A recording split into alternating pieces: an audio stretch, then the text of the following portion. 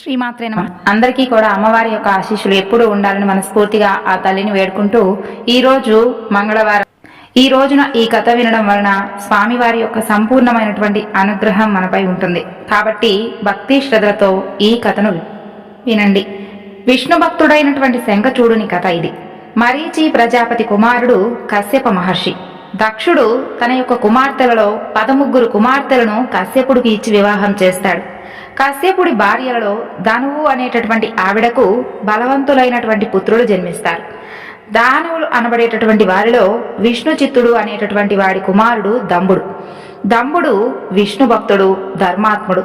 దంబుడు సంతానం లేని కారణంగా గురువైనటువంటి శుక్రాచార్యుడి నుంచి కృష్ణ మంత్రాన్ని స్వీకరించి పుష్కర తీర్థంలో స్థిరాసనంలో 1,00,000 సంవత్సరాలు కృష్ణ మంత్రంతో తపస్సు చేస్తాడు.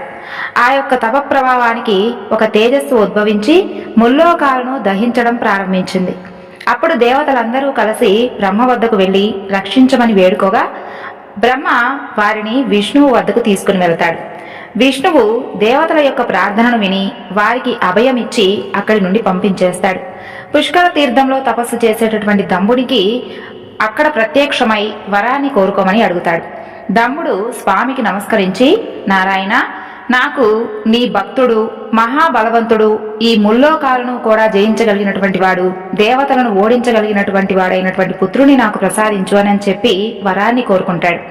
అందుకు నారాయణుడు తదాస్తు అని అక్కడి నుండి అదృశ్యమవుతాడు. దంబుడు ఇంటికి తిరిగి వచ్చి భార్యతో సంసారం చేస్తాడు. అలా కొంతకాలానికి దంబుడి భార్య గర్భవతి అవుతుంది. శ్రీకృష్ణుడికి చెలికాడు, రాధాదేవితో శమించబడినటువంటి సుధాముడు అనేటటువంటి ఒక గోపాలుడు దంబుడి భార్య గర్భంలో పెరగసాగాడు. అలా నెలలు గడిచే కొద్దీ దంబుడి భార్య తేజస్సు పెరుగుతూ ఉంది. తరువాత 9 నెలలు నిండి ఒక శుభదినాన ఆమెకు పుత్రుడు జన్మిస్తాడు. బ్రాహ్మణులకు ఆ శిశువుకు జాతక కర్మలు నిర్వహించి శంఖచూడు అనేటటువంటి నామాన్ని నామకరణం చేస్తారు. శంఖచూడు పెరిగి పెద్దవాడై జైగీషవ్య మహర్షి అనేటటువంటి ఒక మహర్షి వద్ద ఉపదేశం పొంది పుష్కర క్షేత్రంలో గురోపదేశం వలన లభించినటువంటి బ్రహ్మ మంత్రం జపిస్తూ 1000 సంవత్సరాలు తపస్సు చేస్తూ ఉంటాడు. అప్పుడు బ్రహ్మదేవుడు తపస్సుకు సంతృప్తి చెంది ప్రత్యక్షమై శంఖచూడుని వరం కోరుకోమని అడగగా శంఖచూడు, బ్రహ్మదేవా, ఈ దేవతలందరినీ కూడా నేను నిర్జించేటట్లుగా నాకు వరం ఇమ్మని కోరుకుంటాడు. బ్రహ్మదేవుడు సరేనని పలికి దివ్యమైనటువంటి కృష్ణ కవచం ఇచ్చి, శంఖచూడా, నీకు ఎప్పుడూ కూడా ఈ యొక్క కృష్ణ కవచం మెడలో ధరించి బదరీకాశ్రమానికి వెళ్ళు, అక్కడ ధర్మధ్వజుని కుమార్తె తులసి నీ కోసం తపస్సు చేస్తూ ఉంది అని చెప్పి అదృశ్యమవుతాడు. శంఖచూడు కృష్ణ కవచం కంఠంలో ధరించి బదరికాశ్రమానికి చేరుకుంటాడు. అక్కడ ఉద్యానవనంలో ఒక లావణ్య రాశి అయినటువంటి సుందరి తపస్సు చేస్తూ కనిపిస్తుంది. శంఖచూడు ఆమె దగ్గరకు వెళ్లి ఆమె యొక్క నామధేయం, తల్లిదండ్రుల పేర్లు, ఎందుకు తపస్సు చేస్తుంది, ఇలా మొదలైనటువంటి అన్ని ప్రశ్నలు కూడా అడిగి, నన్ను నీ యొక్క సేవకునిగా చేసుకో, నీకు తోడుగా ఉంటాను, నీవంటే నాకు ఇష్టం అని చెప్పి పలుకుతాడు.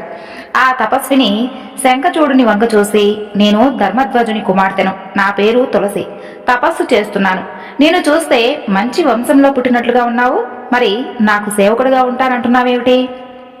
బహుశా నా యొక్క బాహ్య శరీరం అందం చూసి నీవు ఆకర్షానికి గురైనట్లున్నావు. వద్దు, స్త్రీ మోహం నరకహేతువు. స్త్రీ మోహంలో చిక్కిన వాడిని బ్రహ్మాదులు కూడా రక్షించలేరు. ఇక్కడి నుండి వెళ్లి సుఖంగా ఉండు అని చెప్పి చెబుతుంది. శంఖచూడు నవ్వుతూ తులసిని చూసి, సుందరి, నీవు చెప్పినది పూర్తిగా సత్యం కాదు, అలాగని పూర్తిగా అసత్యమూ కాదు. స్త్రీ పురుషులు ప్రకృతి పురుషులు, సృష్టికి ఆధారభూతులు. గృహస్థు ధర్మానికి స్త్రీ మూలం, ముక్తికి సాధనం. ధర్మార్థ కామ మోక్షాలు అనేటటువంటి చతుర్విధ పురుషార్థాలకు స్త్రీ సహధర్మచారిణిగా ఉంటుంది. స్త్రీని మోహ కామాలతో మాత్రమే చూడకూడదు, పరిగణించకూడదు కూడాను. ప్రాణికి జన్మనిచ్చేటటువంటి స్త్రీ జగత్తులో కనిపించేటటువంటి ఒక గొప్ప దేవత. నేను స్త్రీ మోహంతో ఇక్కడకు రాలేదు. నా పేరు శంఖచూడు. దానవరాజు దంబుడు నా తండ్రి. పూర్వజన్మలో నేను శ్రీకృష్ణుని యొక్క చెలికాడినైనటువంటి సుధాముడు అనేటటువంటి గోపాలుడను. రాధాదేవి శాపంతో దానవ వీరుడునై పుట్టాను. వాసుదేవుని యొక్క వరం వలన నాకు పూర్వజన్మ జ్ఞానం ఉంది. బ్రహ్మగారి ఆదేశం మేరకు నిన్ను వివాహం ఆడటానికి ఇక్కడికి వచ్చాను. గాంధర్వ విధిలో నేను వివాహం చేసుకుంటాను, కాదనకుండా నేను కోరినటువంటి ఈ కోరికను మన్నించు అని పలుకుతాడు. తులసి శంఖచూడుడి మాటలకు ఆనందించి, మీ విద్యను, జ్ఞానాన్ని, బుద్ధిని, ప్రవర్తనను పరీక్షించడానికే నేను అలా మాట్లాడాను. మీరు తాత్విక విచారణ, ధర్మబద్ధమైనటువంటి మనోభావాలతో నన్ను జయించారు. మీతో వివాహానికి నేను సిద్ధంగా ఉన్నాను అని అంగీకారం తెలుపుతుంది. ఇక బ్రహ్మదేవుడు వెంటనే అక్కడ ప్రత్యక్షమై గాంధర్వ విధిలో శంఖచూడు తులసిల యొక్క వివాహం జరిపిస్తాడు. వివాహమైనటువంటి వారిని చూసి శంఖచూడ, జ్ఞానవంతురాలైనటువంటి తులసితో వివాహం నీకు మేలు చేకూరుస్తుంది. జన్మ సార్థకమైన తరువాత నీవు గోలోకంలో కృష్ణుణ్ణి చేరుకుంటావు అని తులసి వంక చూసి, తులసి, ఇతనితో కూడా పతివ్రతా ధర్మం పాటిస్తూ సకల సుఖాలు పొందుము. జన్మ చరితార్థమైన తరువాత ముక్తి పొంది వైకుంఠానికి చేరి విష్ణు సాన్నిధ్యం పొందుతావు అని ఆశీర్వదించి బ్రహ్మదేవుడు కూడా వెళ్ళిపోతాడు. ఇక తులసితో శంఖచూడు తన నగరానికి వెళ్ళిపోతాడు. అప్పుడు సమస్త దానవులు శంఖచూడు తులసులకి స్వాగతాన్ని చెబుతారు. దానవ గురువు అయినటువంటి శుక్రాచార్యుడు శంఖచూడునికి దేవదానవుల యొక్క జన్మ వృత్తాంతం, దేవదానవుల మధ్య జరిగినటువంటి యుద్ధాలలో విష్ణువు, రుద్రుల యొక్క సహకారంతో దేవతల చేతిలో దానవులు పరాజయం పొందడం గురించి వివరించి చెబుతాడు. అలా దానవులు కొన్నిసార్లు విజయం పొందినప్పటికీ తమ యొక్క అధర్మ పాలన, అకృత్యాల వలన తిరిగి మరలా పరాజయం చెందుతూ ఉన్నారని కూడా చెబుతాడు. దేవతలను జయించి ధర్మపాలన చేస్తే దానవులు ఎవరూ కూడా జయించలేరు అని శంఖచూడునికి నీతి బోధ చేస్తాడు. ఆ తరువాత సమస్త దానవులకు శంఖచూడుని రాజుగా పట్టాభిషిక్తుని చేస్తాడు. ప్రకృతి ప్రశాంతంగా ఉండి ధర్మబద్ధుడైనటువంటి శంఖచూడుని రాజుగా స్వీకరిస్తుంది. రాజుగా ధర్మబద్ధమైనటువంటి పాలన చేస్తూ ఉండేవాడు.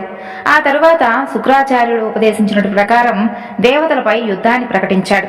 ఇంద్రుడి సమాచారం తెలిసి దానవులపై యుద్ధానికి సన్నద్ధుడవుతాడు. దేవదానవ యుద్ధం ఆరంభమవుతుంది. దేవతలు ఎంత యుద్ధం చేసినా కూడా బ్రహ్మవర ప్రసాదుడైనటువంటి శంఖచూడుని గెలవలేకపోతారు. రణభూమి మొత్తం వణికిపోతూ ఉంటుంది. అలా అక్కడి నుండి పారిపోతారు. అప్పుడు శంఖచూడు ముల్లోకాలకు అధిపతి అవుతాడు. ఇంద్ర పదవి స్వీకరించి అష్టదిక్పాలకుల బాధ్యతలు తానే చేపడతాడు. పంచభూతాలపైన పట్టు సాధిస్తాడు. ధర్మబద్ధంగా పాలన చేస్తూ ఉంటాడు.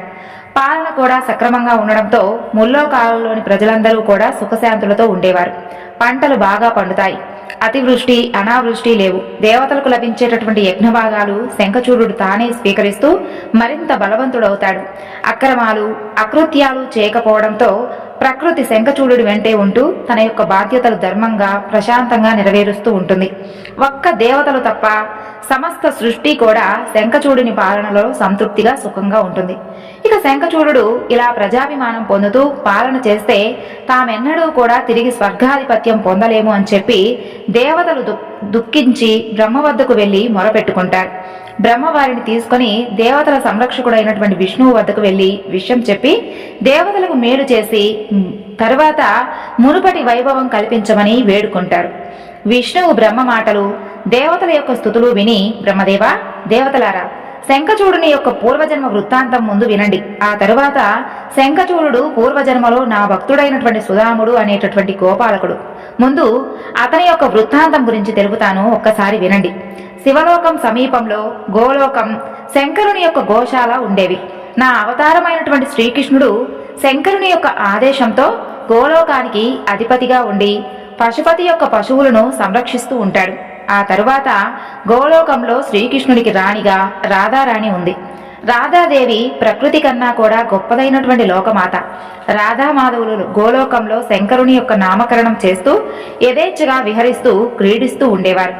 ప్రకృతి పురుషులైనటువంటి రాధాకృష్ణులు సంతానం లాంటివారు. గోలోకంలో ఉన్నటువంటి గోవులు, గోపాలకులు, గోపికలు వీరందరూ కూడా రాధాకృష్ణును సేవిస్తూ తన్మయులై ఉండేవారు. అక్కడ ప్రేమ, భక్తి తప్ప వేరేది ఏమీ ఉండేది కాదు. జన్మ పొంది దుఃఖాన్ని అనుభవిస్తూ ఉన్నటువంటి జీవుడు తిరిగి పరమాత్మను చేరుకోవాలి అనేటటువంటి తపనే ఈ యొక్క ప్రేమ భక్తి. తనను ప్రేయసిగా భావించుకుంటూ పరమాత్మను ప్రియునిగా భావించి చేసేటటువంటి సాధనే మధుర భక్తి.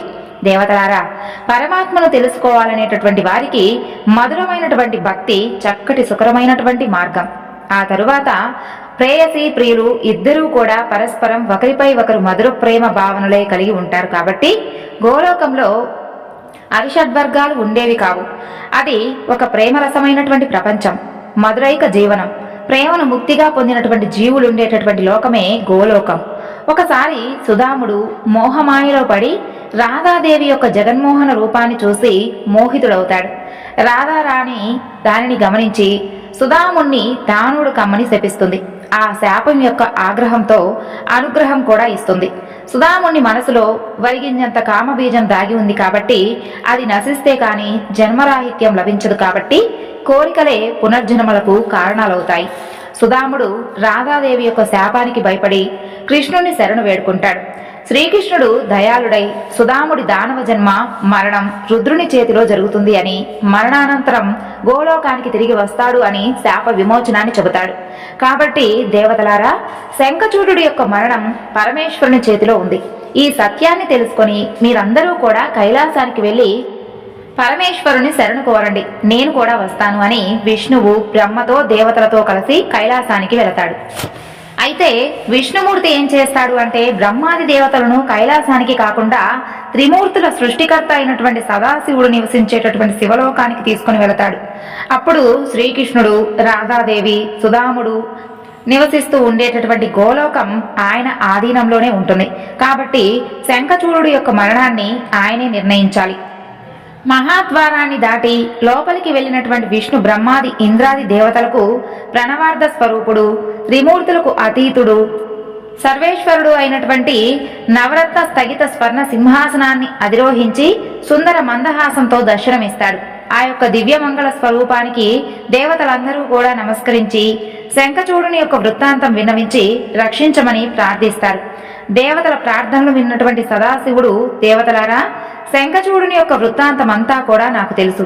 గోలోకంలో రాధాదేవి చేత శాపం పొందినటువంటి సుధాముడు శంఖచూడునిగా జన్మించాడు. కృష్ణ భక్తుడు కాబట్టి శంఖచూడు తపస్సు ద్వారా బ్రహ్మ నుంచి అజేయమైనటువంటి కృష్ణ కవచాన్ని, అలాగే దేవతలను ఓడించేటటువంటి శక్తులను పొందాడు. నా పూర్ణావతారమైనటువంటి రుద్రుడు మాత్రమే శంఖచూడుని నుండి మిమ్మల్ని రక్షించగలడు. కైలాసానికి వెళ్లి రుద్రుణ్ణి సందర్శించండి అని చెప్పి అంతర్ధానమవుతాడు. ఇక కైలాసంలో తనను కలిసినటువంటి దేవతల ప్రార్థనను విన్నటువంటి రుద్రుడు శంఖచూడుని శిక్షించి శుభం కలిగిస్తాను అని అభయం ఇచ్చి పంపిస్తాడు. ఆ తరువాత రుద్రుడు పుష్పదంతుడు అనేటటువంటి గంధర్వ రాజును పిలిచి శంఖచూడునికి చెప్పవలసినటువంటి మాటలు చెప్పి దూతగా పంపిస్తాడు. పుష్పదంతుడు వెళ్లి శంఖచూడుని నగరానికి చేరుకుంటాడు. అక్కడ 3 కోట్ల రాక్షస గణాల చేత కొలవబడుతూ ఉన్నటువంటి శంఖచూడుని సభలో కలిసి రుద్రుని సందేశం వినిపిస్తాడు. దానవ సార్వభౌమ, నేను పుష్పదంతుడు అనేటటువంటి గంధర్వ రాజును. రుద్రుని దూతగా ఆయన యొక్క సందేశాన్ని ఇక్కడకు తీసుకుని వచ్చాను. ఆ సందేశాన్ని వినండి. శంఖచూడ, దేవతల సంపదను, రాజ్యాన్ని వెంటనే వారికి ఇచ్చివేయి, లేదా నాతో యుద్ధానికి వచ్చి వీరమరణం పొందు. నేను దేవతలకు వారి యొక్క రాజ్య సంపదలు తిరిగి చేకూరుస్తాను అని చెప్పి ప్రతిజ్ఞ చేశాను. కాబట్టి నీవు దేవతల రాజ్యాన్ని వారికి ఇచ్చివేసి వారితో మిత్రులుగా ఉండు, లేదా మరణానికి సిద్ధంగా ఉండు. ఈ రెండిటిలో ఒకదానిని ఎన్నుకొని నాకు సమాధానం పంపు అని రుద్రుడు చెప్పమని చెబుతాడు. అదంతా విన్నటువంటి శంఖచూడు తన సమాధానం ఇలా పుష్పదంతునికి చెబుతాడు. పుష్పదంత, నేను దేవతలను యుద్ధంలో ఓడించి వారి రాజ్య సంపదలన్నీ కూడా పొందాను. రాజ్యం వీరబోధ్యం కదా. అప్పుడు దేవతలు యుద్ధం చేస్తూ ఉన్నప్పుడు రుద్రుడు ఎందుకు రాలేదు, సహాయం చేయలేదు కదా. ఇప్పుడు మాకెందుకు దేవతలకు రాజ్య సంపదలు ఇవ్వమని చెబుతున్నాడు. చిరకాలంగా దేవతలకు దానవులకు కలిగినటువంటి దాయాది వైరం తెలిసిందే కదా. అసలు మొదట పుట్టినటువంటి దేవతలమే మేము. బ్రహ్మదేవుడు ప్రథమ సృష్టిలో మొట్టమొదట ఆయన యొక్క తమోమాయ చేత మేమే ఉద్భవించాము. ఆ తరువాత పితామహుడు ఆ దేహాన్ని విడిచిపెట్టగా అది రాత్రిగా మారింది. ద్వితీయ సృష్టిలో బ్రహ్మదేవుడు సత్వమయ శరీరం ధరించి దేవతలను సృష్టించాడు. ఆ శరీరం వదిలివేయగా అది మనుషులకు పగలయ్యింది. తృతీయ సృష్టిలో సాత్విక శరీరం ధరించి పితృదేవతలను సృష్టించాడు. ఆ తనువు విడిచిపెట్టగా అది పగలు రాత్రులుగా మధ్య సంధ్యగా మారింది. మేము ధర్మబద్ధంగా పాలన చేస్తున్నా శ్రీ మహావిష్ణువు దేవతల పక్షపాతి అయి దానవులను వంచాడు. బలిచక్రవర్తిని పాతాళ లోకానికి నొక్కివేశాడు. సమంగా పంచవలసినటువంటి అమృతాన్ని రాక్షసులను మోసం చేసి దేవతలకు మాత్రమే పంచాడు. రుద్రుని విష్ణుమాయలో పడవద్దని చెప్పు. రుద్రుని దేవతలు ఎంత భక్తితో ఆరాధిస్తారో రాక్షసులు కూడా అంతకన్నా ఎక్కువ భక్తితో కొలుస్తారని చెప్పు. నేను ధర్మబద్ధమైనటువంటి పాలన చేస్తున్నాను. ప్రజారంజకంగా నా పాలన ఉంది. ఎవరిని కూడా హింసించడం లేదు, ఎవరికీ కూడా అన్యాయం చేయడం లేదు. ధర్మబద్ధంగా యుద్ధం చేసి గెలిచినటువంటి దేవతల రాజ్య సంపదలు నేను అప్పగించను. ఇందుకు రుద్రునితో అయినా సరే యుద్ధానికి మేము సిద్ధం. నా సందేశం ఆయనకు యథాతథంగా విన్నవించు అని సభ ముగించి అంతఃపురానికి శంఖచూడు వెళ్ళిపోతాడు. ఇక అదంతా విన్నటువంటి పుష్పదంతుడు కైలాసానికి తిరిగి వచ్చి శంఖచూడుడు చెప్పినటువంటి మాటలను యథాతథంగా పరమేశ్వరునికి విన్నపిస్తాడు. యుద్ధానికి సిద్ధమన్నటువంటి శంఖచూడుడి యొక్క ప్రత్యుత్తరానికి రుద్రుడు కోపం చెందుతాడు. నందిని, వీరభద్రుణ్ణి, దేవతలను, రుద్ర గణాధ్యక్షులను పిలిచి యుద్ధానికి సిద్ధమవ్వండి అని ఆదేశిస్తాడు. రుద్రాజ్ఞను పాటించి విశ్వంలో ఉన్నటువంటి రుద్రగణాలు అన్నీ కూడా కైలాసానికి వస్తాయి. కుమారస్వామి దేవతా సైన్యాలతో సేనాధిపతిగా తండ్రి వద్దకు వచ్చి నమస్కరిస్తాడు. భద్రకాళి తన యొక్క సేనలతో వస్తుంది. రుద్రుడు సేనలతో కదలి చంద్రభాగా నదీ తీరానికి వద్దకు వచ్చి విడిది చేస్తాడు. పుష్పదంతుని పంపిన తరువాత శంఖచూడుడు అంతఃపురానికి చేరి భార్య తులసికి జరిగినదంతా కూడా చెప్పి శంకరునితో యుద్ధానికి సంసిద్ధం అవుతున్నానని చెబుతాడు. తులసి శంకరునితో యుద్ధం మంచిది కాదు అని చెబుతుంది. నాడు బ్రహ్మదేవుడు వరం ఇస్తూ రుద్రుని చేతిలో అపజయం తప్పదన్న మాట గుర్తు చేస్తుంది. జ్ఞాని అయినటువంటి శంఖచూడుడు ఆమెకు విధిని ఎవరూ కూడా తప్పించలేమని, అయినా కూడా ఆమె చెప్పినట్లుగా రుద్రునితో యుద్ధం నివారించడానికి మరొక ప్రయత్నం చేస్తాను అని చెప్పి ఆమెకు మాట ఇచ్చి ఆ ఆందోళనను దూరం చేస్తాడు.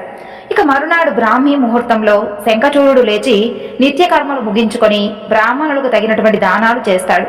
పిదప తన పుత్రుని సకల దానవలోకానికి రాజుగా పట్టాభిషిక్తుణ్ణి చేస్తాడు.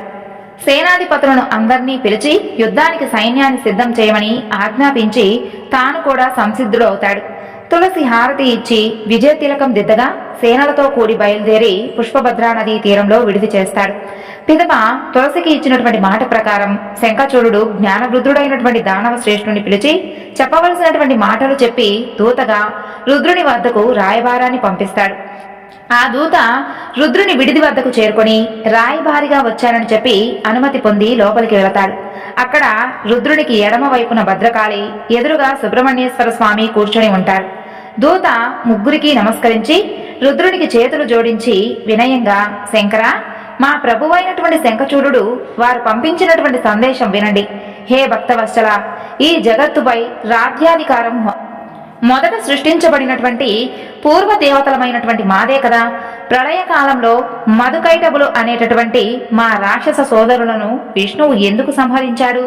ధర్మబద్ధంగా రాజ్యం చేస్తూ ఉన్నటువంటి బలిచక్రవర్తిని వామనుడిగా వచ్చి పాతాళ లోకానికి అనగదొక్కడానికి కారణం ఏమిటి? మోహిని వేషం దాల్చి విష్ణువు సమంగా పంచవలసినటువంటి అమృతాన్ని దేవతలకు మాత్రమే ఎందుకు పంచాడు? ఇవన్నీ కూడా దేవతల పక్షపాతి అయినటువంటి విష్ణువు మాకు చేసినటువంటి అన్యాయాలు. ఈ జగత్తు కాలపురుషుడైనటువంటి పరమాత్మ చేతిలో ఉంది. కాలపురుషుడు ఎవరికి రాజ్యం నిర్ణయిస్తాడో వారు అనుభవిస్తారు. ఇప్పుడు కాలం మాకు అనుకూలంగా ఉంది కాబట్టి మేము అనుభవిస్తున్నాము. దేవదానవుల మధ్య అనాదిగా వైరం ఉంది. మేము గెలిచి ధర్మబద్ధంగా రాజ్యం చేస్తున్నప్పుడు ప్రతిసారి కూడా మీరు విష్ణువు మమ్మలను మాయోపాయాలతో అధర్మపరులను చేసి సంహరించి దేవతలకు రాజ్యం ఇప్పిస్తుంది నిజమేనా కాదా? మీరు చేసినటువంటి తారకాసుర, త్రిపురాసుర సంహారాలు ఇందుకు నిదర్శనాలు. సంపదలు వారికి, కష్టాలు మాకా? స్వర్గం వారికి, పాతాళం మాకా?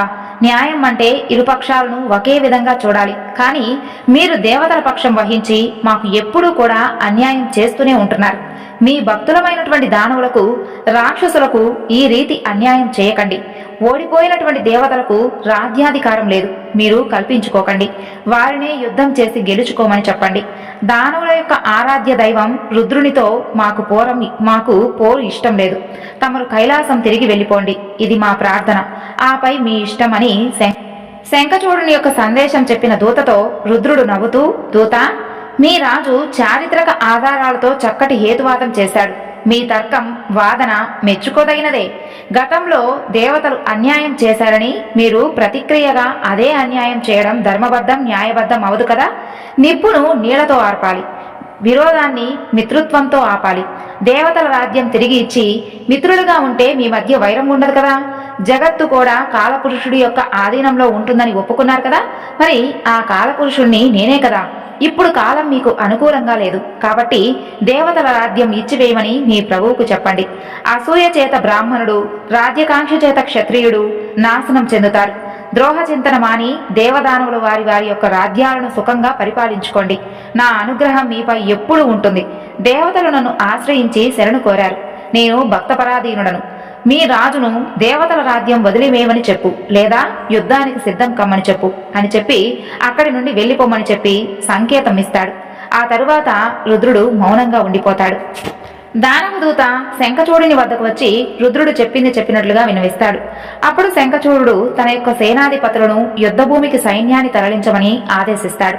అటు రుద్రుని ఆదేశంతో దేవతల సేనలు యుద్ధభూమికి వస్తాయి. దేవదానవుల మధ్య సంగ్రామం ఆరంభమవుతుంది. విష్ణువు దంభునితో తలపడతాడు.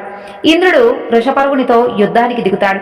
సూర్యుడు విప్రచితితో, యముడు కాలాసురునితో, అగ్నిదేవుడు గోకర్ణునితో తలపడుతూ ఉంటాడు. దానవుల నుండి కాలకేయుడు కుబేరునితో, మయుడు విశ్వకర్మతో, రక్తాక్షుడు శనిని, ధూమ్రాక్షుడు నలగుబారుణ్ణి, రాహువు చంద్రునితో యుద్ధానికి దిగుతారు. ఆ తరువాత దేవగురువైనటువంటి బృహస్పతి, రాక్షస గురువైనటువంటి శుక్రాచార్యుడు తలపడి యుద్ధం చేసుకుంటూ ఉంటారు. రాక్షస సేన దేవసేనల పైన పడి చంపుతూ ఉండడంతో దేవసేనలు రుద్రుని శరణు వేడతాయి. రుద్రుడు ఆగ్రహించి భద్రకాళిని, సుబ్రహ్మణ్యుణ్ణి, రాక్షస సేనలను తుదముట్టించమని ఆదేశిస్తాడు. మయూర వాహనంపై సుబ్రహ్మణ్యుడు, సింహవాహనంపై భద్రకాళి కదలి రాక్షస సేనలపై పడి సంహరించడం ప్రారంభిస్తారు. వారి దాటికి తట్టుకోలేక రాక్షస సేనలు వేగంగా వెనుతిరిగి పారిపోసాగాయి. ఇక శంఖచూడుడు రాక్షసులకు ధైర్యం కలిగిస్తూ స్వయంగా సుబ్రహ్మణ్యుడి ముందుకు వచ్చి నిలబడతాడు. ఇరువురి మధ్య భయంకరమైనటువంటి పోరు ఆరంభమవుతుంది. శంఖచూడుని బాణవర్షానికి ఆకాశంలో చీకట్లు కమ్ముకుంటాయి. ఇక శంఖచూడుడు తన మాయలను ఉపయోగించి దేవసేనలపై పర్వతాలు, చెట్లు, విష సర్పాలు, కొండ చిలువలను వర్షంగా కురిపిస్తాడు. దేవతలు యుద్ధభూమి వదిలి పారిపోతూ ఉంటారు. మాయలను ఉపయోగించి శంఖచూడుడు సుబ్రహ్మణ్యుని యొక్క మయూర వాహన ధ్వజాన్ని కూడా కూల్చివేస్తాడు. మయూరాన్ని గాయపరిచి సుబ్రహ్మణ్యుణ్ణి కూడా తన యొక్క శక్తితో నేలపై పడేస్తాడు. భద్రకాళి చూసి వెంటనే వచ్చి కుమారుని వడిలోకి తీసుకుని రుద్రుని వద్ద దింపి యుద్ధభూమికి వెళుతుంది. రుద్రుని చేతి స్పర్శతో సుబ్రహ్మణ్యుడికి అయినటువంటి గాయాలన్నీ కూడా మాని స్వస్థుడై యుద్ధభూమికి బయలుదేరి వెళ్తాడు. భద్రకాళి సుబ్రహ్మణ్యుడు వచ్చే వరకు వీరభద్రుడు శంఖచూడునితో యుద్ధం చేస్తూ నిలవరిస్తాడు. యుద్ధభూమికి వచ్చినటువంటి కుమారస్వామి శక్తి ఆయుధంతో శంఖచూడుడు వీరదుడై నేలపై పడేటట్లుగా చేస్తాడు. క్షణకాలంలో తేరుకొని బ్రహ్మదేవుడిచ్చినటువంటి శక్తిని శంఖచూడుడు సుబ్రహ్మణ్యుడిపై ప్రయోగిస్తాడు. బ్రహ్మవర ప్రసాదమైనటువంటి శక్తిని గౌరవిస్తూ సుబ్రహ్మణ్యుడు నేలపై పడి ప్రణామం చేస్తాడు. భద్రకాళి అదంతా చూసి సుబ్రహ్మణ్యుడికి సహాయంగా వచ్చి శంఖచూడుణ్ణి ఎదిరిస్తుంది. భద్రకాళి వికటాట్టహాసం రూపాన్ని చూసి దానవ సేనలు అన్నీ కూడా స్పృహ తప్పి పడిపోతారు. ఇక భద్రకాళి వీరనాట్యం చేస్తూ దానవులపై అగ్నివర్షాన్ని కురిపిస్తుంది. శంఖచూడుడు వైష్ణవాస్త్రంతో అగ్నివర్షాన్ని ఆపి ఆమెపై బ్రహ్మాస్త్రాన్ని ప్రయోగిస్తాడు. భద్రకాళి దానిని నోటితో మింగివేస్తుంది. ఇరువురి మధ్య చాలాసేపు అస్త్రయుద్ధం జరుగుతుంది. పాశుపతాస్త్రం భద్రకాళి ప్రయోగించబోతూ ఉంటే ఆకాశవాణి చండిక ప్రయోగించవద్దు, అది వ్యర్థం అవుతుంది, వేరే ఉపాయాన్ని ఆలోచించు అని చెబుతుంది. ఇక భద్రకాళి అస్త్రప్రయోగాన్ని ఆపి పిడికిలితో శంఖచూడుని యొక్క తలపై కొట్టి పట్టుకుని గిరగిరా తిప్పి విసిరి వేస్తుంది. దూరాన పడినటువంటి శంఖచూడుడు మాతృభావనతో భద్రకాళికి నమస్కరించగా ఆమె యుద్ధం వదిలి రుద్రుని వద్దకు వెళ్లి విషయం చెప్పి తల్లిగా గౌరవించినటువంటి శంఖచూడునితో యుద్ధం చేయలేను అని చెబుతుంది. రుద్రుడు వృషభ వాహనంపై శంఖచూడుడికి ఎదురుగా వెళతాడు. శంకరుని చూసినటువంటి శంఖచూడుడు పరమానంద భరితుడై భక్తితో 10 బాణాలను శంకరుని యొక్క పాదాల వద్ద వేసి వీరవందనం చేస్తాడు. శంకరుడు సంతుష్టుడై భక్తిని ఆశీర్వదిస్తున్నట్లు 5 ముఖాలు కలిగినటువంటి సర్పశేష బాణాన్ని శంఖచూడుని తలపై ప్రయోగిస్తాడు. గురుశిక్ష మర్యాదను పాటించి ధనుష్టాంకారం చేసి ఇద్దరూ కూడా యుద్ధానికి దిగుతారు. ఇద్దరూ ప్రయోగించేటటువంటి దివ్యాస్త్రాల అగ్నిజ్వాలలు ఆకాశమంతా నిండి అన్ని లోకాలను ప్రకాశమయం చేయడం ప్రారంభిస్తాయి. అస్త్రాలన్నీ కూడా విఫలం కావడంతో శంఖచూడుడు శూలంతో రుద్రునిపైకి దూకుతాడు. ఇక శంకరుడు త్రిశూలంతో శంఖచూడుని యొక్క శూలం విరచి అతని యొక్క వక్షస్థలం చీల్చివేస్తాడు. దానవుని హృదయం నుండి దివ్య పురుషుడు బయటకు రాగా హృదయం మూసుకుపోతుంది. శంఖచూడుడు అది తన యొక్క ఆత్మ యొక్క తేజస్సు అని గ్రహించి పట్టుకుని ఆపబోతాడు. ఆ లోపల శంకరుడు ఆ తేజోమూర్తి కంఠాన్ని త్రిశూలంతో ఖండించబోగా తేజోమూర్తి అదృశ్యమవుతాడు. శంఖచూడుడు కోపంతో రుద్రుడి ఎదుట నిలబడి, శంకర, నేను సంక్షప్తకుడనై తిరిగి వస్తాను అని ప్రతిజ్ఞ చేస్తాడు. కాబట్టి నిన్ను జయించేటటువంటి ఇంటికి మరలా తిరిగి వెళతాను అని తరువాత తన యొక్క మాయా విద్యలన్నీ కూడా పరమేశ్వరునిపై ప్రయోగిస్తాడు. రుద్రుడు మహేశ్వరాస్త్రంతో వాటిని ఛేదించి త్రిశూలంతో శంఖచూడుని కంఠం ఖండించబోతాడు. ఆకాశవాణి శంకరునికి మాత్రమే వినిపించేలా చెవిలో, మహాదేవ, ఈ దానవుని కంటాన విష్ణు కవచం, భార్య యందు పాతివ్రత్యం ఉన్నంతకాలం శంఖచూడునికి వృద్ధాప్యం, మరణం సంభవించదు అని బ్రహ్మదేవుడు వరం ఇచ్చాడు. కాబట్టి వాటిని తొలగించకుండా త్రిశూలమైనటువంటి శంఖచూడుని ఏమాత్రం కూడా చేయలేదు అని చెబుతుంది. ఆకాశవాణి మాటలు విన్నటువంటి శంకరుడు విష్ణువును స్మరిస్తాడు. విష్ణువు అదృశ్య రూపంలో కనిపించగానే శంఖచూడుని వద్ద నుండి విష్ణు కవచం తొలగించమని, అతని భార్య అయినటువంటి తులసి యొక్క పాతివ్రత్యాన్ని భంగపరచమని ఆదేశిస్తాడు. ఇక విష్ణువు శంకరుని యొక్క ఆదేశం పాటించడానికి వెళతాడు. శంకరుని యొక్క ఆదేశాన్ని అనుసరించి విష్ణువు శంఖచూడుని యొక్క విష్ణు కవచం వేసుకొని శంఖచూడుని రూపం ధరించి తులసి వద్దకు వెళ్లి పాతివ్రత్య భంగం చేయడానికి నిశ్చయించుకుంటాడు. మొదట వృద్ధ బ్రాహ్మణుడి వేషం దాల్చి శంఖచూడుని వద్దకు దానానికి వెళతాడు. శంఖచూడు ధన కనక వస్తు వాహనాలు దానంగా ఇవ్వబోతూ ఉంటే తిరస్కరించి విష్ణు కవచాన్ని దానంగా అడుగుతాడు. ఇక శంఖచూడు ఆశ్చర్యం చెంది అంతా విధి విలాసం అని భావించి కంఠంలో ఉన్నటువంటి విష్ణు కవచాన్ని తీసి దానంగా ఇస్తాడు. శంఖచూడుని ఆశీర్వదించి ఆ వృద్ధ బ్రాహ్మణుడు వెళ్లిపోతాడు. విష్ణువు శంఖచూడుని రూపాన్ని దాల్చి విష్ణు కవచాన్ని ధరించి విజయోత్సవ సందడి చేస్తూ తులసి వద్దకు వెళతాడు. తులసి శంఖచూడుని రూపంతో మెడలో ఉన్నటువంటి విష్ణు కవచాన్ని చూసి వచ్చింది తన భర్తే అనుకుని స్వాగత సత్కారాలు చేస్తుంది. విజయం సాధించి వచ్చినటువంటి భర్త కోరికకు అనుగుణంగా అంతఃపుర ఏకాంత మందిరంలో కలుస్తుంది. తులసి పాతివ్రత్య భగ్నమవుతుంది. ఆ తరువాత అక్కడ యుద్ధరంగంలో శంఖచూడునితో యుద్ధం చేస్తూ ఉన్నటువంటి శంకరునికి శంఖచూడుని నుండి విష్ణు కవచం, భార్య యొక్క పాతివ్రత్య రక్షణ తొలగిపోయాయి అని తెలుస్తుంది. ఇక వెంటనే శత్రు సంహారం చేయగలిగినటువంటి విజయము అనేటటువంటి శూలాన్ని శంకరుడు శంఖచూడుని సంహరించడానికి ప్రయోగిస్తాడు. ఆ శూలం ఆకాశంలో పైనుంచి నిట్టనిలువుగా కిందకు వచ్చి శంఖచూడుని యొక్క శిరస్సును ఛేదిస్తూ భూమిలోకి వెళ్లి తిరిగి శంకరుని చేతిలోకి వచ్చి అదృశ్యమవుతుంది. ఆ శూలం జీవ బ్రహ్మైక్య స్వరూపం. దాని యొక్క స్పర్శతో పవిత్రుడైనటువంటి శంఖచూడు శాప విమోచనాన్ని పొంది సుధాముడిగా తిరిగి గోలోకానికి చేరుకుంటాడు. ఆ తరువాత శంఖచూడుని యొక్క దేహం నుండి ఎముకలన్నీ కూడా శంఖంగా మారుతాయి. శంఖజలం ఒక్క శంకరునికి తప్ప సకల దేవతలకు ప్రశస్తమవుతాయి. దేవతలు ఆనందోత్సాహాలతో శివుణ్ణి స్తుతించి పూజించి తమ లోకాలకు తిరిగి వెళ్లిపోతారు. శంఖచూడుని రూపంలో తనను తాకినటువంటి విష్ణువు ప్రవర్తనకు, తన భర్త శంఖచూడుని యొక్క ప్రవర్తనకు తేడాను, వైవిధ్యాన్ని తులసీదేవి గుర్తిస్తుంది. తన భర్త రూపంలో ఉన్నది వేరే వ్యక్తి అని తెలుసుకొని ఆగ్రహంతో, ఎవరు నీవు? ఎందుకు నా భర్త రూపంలో వచ్చి నా పాతివ్రత్యాన్ని భంగపరిచావు? నిజం చెప్పకపోతే శపిస్తాను అని పలుకుతుంది. విష్ణువు భయపడి తన యొక్క నిజరూపాన్ని దాచి జరిగినదంతా చెబుతాడు. తులసి ఆగ్రహించి, నారాయణ, నా భర్తను చంపడానికి అతని రూపాన్ని ధరించి విష్ణు కవచం దానంగా పొంది వేసుకొని నా పాతివ్రత్యాన్ని భంగపరిచావు. ఇది శిలాహృదయం కలవాడు చేసేటటువంటి కార్యం, దేవుడు కాదు. తనకు మృత్యువు అని తెలిసినా కూడా విష్ణు కవచాన్ని దానం చేసినటువంటి నా భర్త శంఖచూడు నీకన్నా కూడా గొప్పవాడు, ఉన్నతుడు. నీవిక్కడే శిలారూపుడువై ఉండిపోగాక అని శపిస్తుంది. అప్పుడు విష్ణువు తన యొక్క ఆరాధ్యమైనటువంటి శంకరుణ్ణి తలుస్తాడు. శంకరుడు ప్రత్యక్షమై తులసిని చూసి, తులసి శాంతించు, కర్మఫలం అనుభవించక తప్పదు. విధివ్రాతను ఎవరూ కూడా తప్పించలేరు. నీవు గత జన్మలో గొప్ప తపస్సు చేశావు, ఈ జన్మలో పాతివ్రత ధర్మాన్ని పాటించావు. నీవు దేహత్యాగం అనంతరం తులసి అనేటటువంటి పవిత్రమైనటువంటి మొక్కగా జన్మిస్తావు. ముల్లోక వాసులకు, ముక్కోటి దేవతలకు తులసి ప్రీతి పాత్రమవుతుంది. దేవతల పూజలకు ఉపయోగించేటటువంటి ప్రధాన వస్తువు అవుతావు.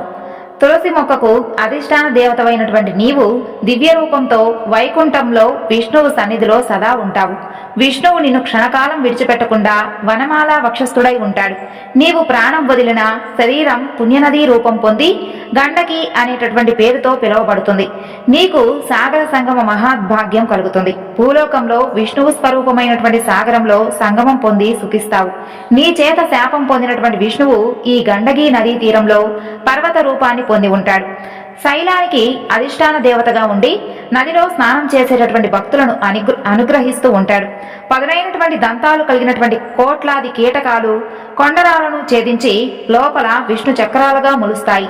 పర్వతం నుండి వేరైనటువంటి శిలాశకలాలు అన్నీ కూడా పవిత్రమైనటువంటి సాలగ్రామ శిలలు అవుతాయి. నారాయణ, నీతో తులసి సమాగమానికి ప్రతీకగా సాలగ్రామ శిలలు ఎప్పుడూ కూడా ఏకరూపం కలిగి ఉండి మహాపుణ్యాన్ని ఇస్తాయి.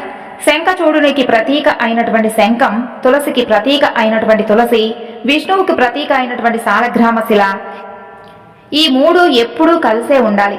ఈ మూడింటిని వేరు చేసిన వాడు భార్యా వియోగం పొందడమే కాకుండా 7 జన్మల వరకు అనారోగ్యం పొందుతాడు. కాబట్టి సాలగ్రామ శిల కాని శంఖం కాని ఎప్పుడూ కూడా తులసి పత్రంతో కూడి ఉండాలి అని దీవించి అంతర్ధానమవుతాడు.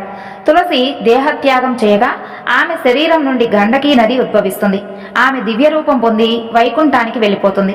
విష్ణుమూర్తి గండకీ నదీ తీరంలో పర్వతమై నిలుస్తాడు. నదిలో లభించేటటువంటి శిలలు మాత్రమే సాలగ్రామ శిలలై మహాపుణ్యదాయకాలవుతాయి అని శంఖచూడుని యొక్క చరిత్ర చెప్పినటువంటి సూత మహర్షి, శౌనకాది మునులారా, ఈ పుణ్యగాథను చదివిన వారికి, వినిపించిన వారికి మరణానంతరం వైకుంఠ ప్రాప్తి, ఆ తరువాత క్రమంగా శివ సాహిత్యం లభిస్తుంది అని కథను ముగించాడు.